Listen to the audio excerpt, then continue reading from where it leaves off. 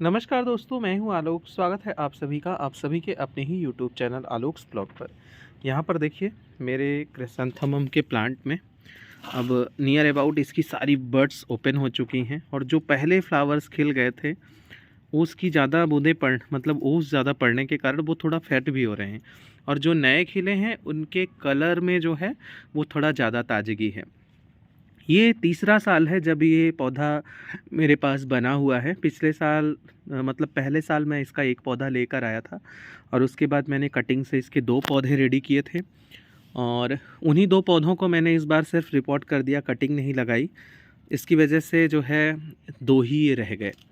इसके अलावा मैंने देखिए काफ़ी सारे क्रिसैंथेमम लगा रखे हैं जिनमें से बहुत सारे अब खिलना शुरू हो चुके हैं। इस बार मैं बहुत ज़्यादा केयर नहीं कर पाया।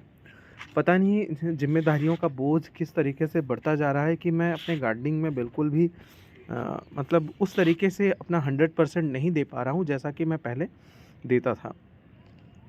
तो जितना भी हो गया, मतलब मुझे तो इतनी भी आशा नहीं थी, लेकिन मेरी लास्ट में जो केयर मैंने दी अपने क्रिसैंथेमम को, उसके कारण ये थोड़ा बहुत खिल गए। और ऐसा आप लोगों के साथ भी होता होगा।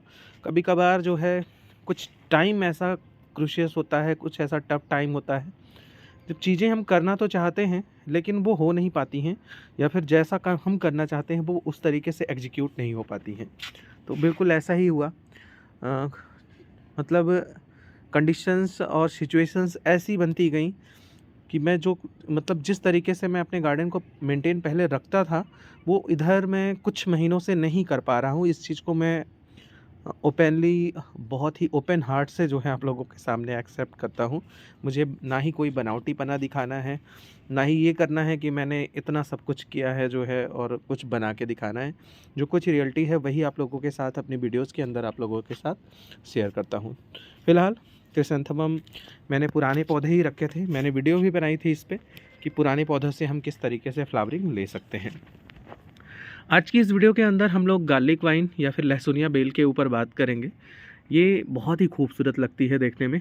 हल्का पर्पल कलर का जो उसका फ्लावर होता है, जब ये गुच्छों में खुलना शुरू होता है तो देखने में बहुत ज़्यादा खूबसूरत लगता है। इसको मैंने एक 12 इंच के ग्रो बैग के अंदर लगा रखा है और इसकी मिट्टी मैंने बहुत ही हल्की बनाई है। तो 1 टू 1 सारी चीज़ें जो है इस वीडियो के अंदर शेयर करेंगे कि कैसे अगर हम इसको ग्रो बैग के अंदर या फिर पॉट के अंदर लगाना चाहते हैं तो कैसे इसको लगाकर हम देखभाल कर सकते हैं। क्योंकि बहुत सारे लोगों के पास जो है वो ऐसी सिचुएशन मतलब ऐसा इतनी ज़मीनें नहीं होती कि वो अपने ग्राउंड पर ऐसे प्लांट्स को लगा सकें। उनको पसंद तो होता है लेकिन वो कर नहीं पाते हैं। तो ये वीडियो उन लोगों के लिए ही है। 12 इंच का ग्रो बैग जो है वो आप ऑनलाइन, ये मैंने मीशो से भी लिया है, फ्लिपकार्ट से भी लिया है। देखिए मेरे सारे पौधे लगभग ग्रो बैग के अंदर ही लगे हुए हैं और ये परमानेंट प्लांट हैं जो कि बहुत अच्छे चल भी रहे हैं। तो इसके लिए जो मैंने सॉइल मिक्स बनाई है उसके अंदर मैंने कोकोपीट भी मिक्स किया है, क्योंकि गर्मियाँ जब आती हैं तो फिर छत पे जो पौधे हमारे रखे होते हैं उनका मॉइस्चर बहुत जल्दी जल्दी चला जाता है और मॉइस्चर जब जाता है तो फिर पौधों को सर्वाइव करना थोड़ा सा मुश्किल हो जाता है। पत्ते पीले होना शुरू हो जाते हैं या फिर मुरझा जब जाते हैं तो फिर वाटरिंग जब हम कर देते हैं उसके बाद भी पत्ते येलो होकर गिर जाते हैं।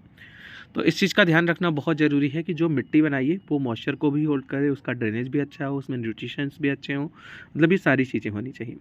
तो 4 बराबर भागों में हमको लेना है कोकोपीट, गार्डन सॉइल, कंपोस्ट, मिट्टी,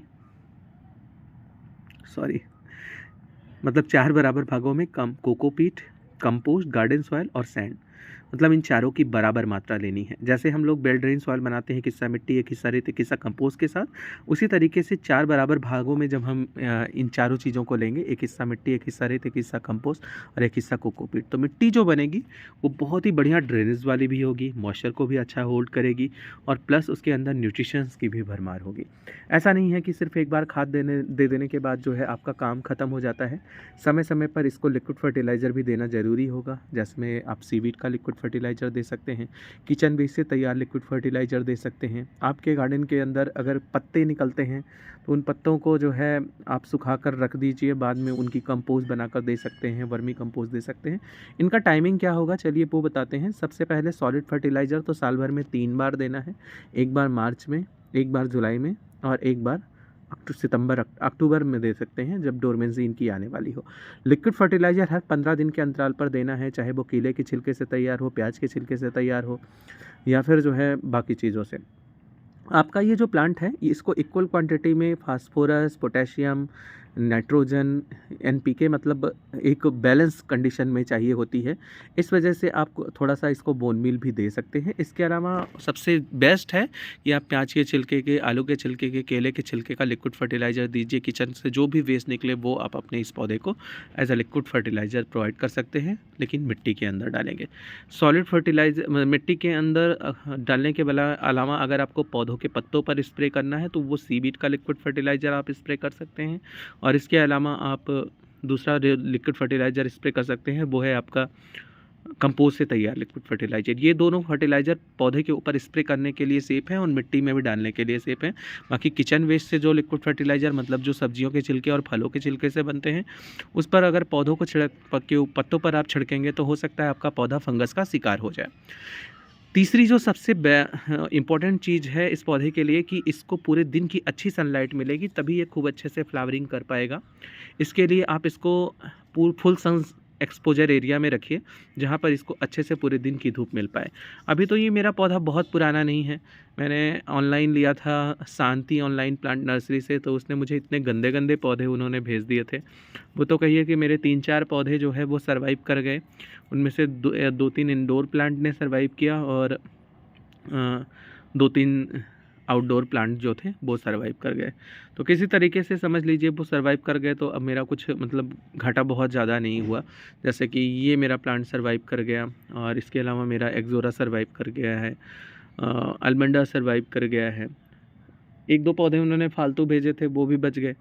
जो इम्पोर्टेंट थे वो नहीं बच पाए। मैं बचा लेता, लेकिन वो कंडीशन ऐसी थी, आप लोग अगर उस वीडियो को देखते जब मैंने अनबॉक्सिंग की थी, तो आपके मुंह से भी गालियाँ ही निकलती। सॉरी, गालियाँ नहीं, मतलब चलिए छोड़े।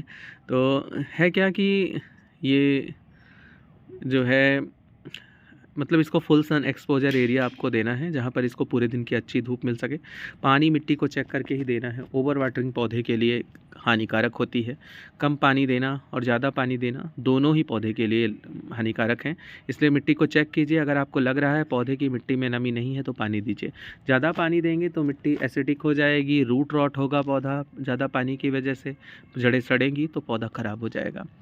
तो ये जो मैंने कंडीशन बताई। और विंटर में रही बात, तो जो है अभी इसको कुछ भी नहीं करना है, एज इट जहाँ पे आपने रख रखा है वहीं पर छोड़ दीजिए। समय समय पर पानी देते रहिए, खाद कोई बहुत ज़्यादा देने की ज़रूरत नहीं, क्योंकि अब फूल कम आएंगे। ये तो मेरा पौधा जो है वो पता नहीं कहाँ से इसने 2-3 बंचेज निकाल दी थी, तो 2 खिल चुकी हैं, 1 खिल चुकी है और दूसरी बंच में अब फ्लावर जो है बाकी के 2 बंचोज में अब आ रहा है। इस वीडियो को यहीं पर एंड करते हैं, मिलते हैं आप लोगों से किसी नई वीडियो में, तब तक के लिए bye bye and take care.